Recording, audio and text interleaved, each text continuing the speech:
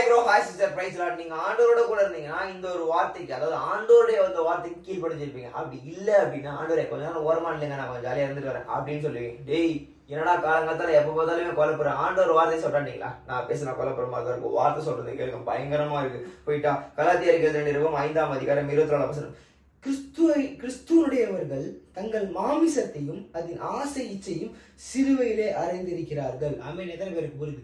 கிறிஸ்துவை உடையவர்கள், ஓகே, அதாவது உங்களுடைய ஆசை இச்சையும் மாமிசையும் என்ன பண்றாங்கன்னா சிலுவையிலே நம்ம ரட்சிக்கப்படும் போதே அறிஞ்சிடும். எனக்காக என் தேவன் மாதிரி தர்றான், பாவத்தெல்லாம் விட்டு விலகணும்னு சொல்லிட்டு.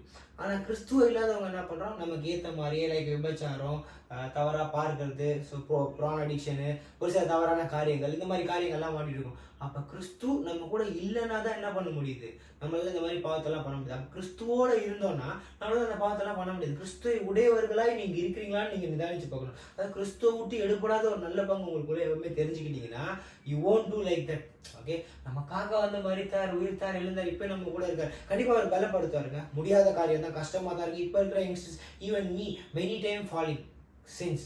பட் ஆனால் ஆண்டவர் சொல்றாரு, என்னை விட்டு எடுபடுறத, என்னை விட்டு எடுபட மாட்டிப்பேன். ஸோ என்னை விட்டு எடுபடுறது என் கூட இரு. ஓகே, கிறிஸ்துவை உடையவர்களாய் நாம் இருந்தோம் என்றால் ஸோ அதி சீக்கிரத்துல கர்த்தர் அதுலேருந்து நம்மளை வெளியே கொண்டு வந்து பெரிய காரியம் நம்மளை கொண்டு செய்வார். கிறிஸ்துவ விட்டு சரி ஓகே இல்லாண்டு நான் பண்றதெல்லாம் பாவம், என்னால் முடியலன்னு சொல்லிட்டு போயிட்டீங்கன்னா பிசாசை நம்மளை மேய்ச்சிக்கும். ஸோ பிசாசை மேய்க்க விடாதீங்க, ஆண்டவரை மேய்க்க விடுங்க, அவரே நல்ல மேய்ப்பன். புரியுதா? புரியல, திரும்ப கேட்க ரொம்ப தெளிவா புரியும். இதெல்லாம் எல்லாம் கர்த்தருக்கு சோதரம். ஆமென். அல்லேலூயா. Love you.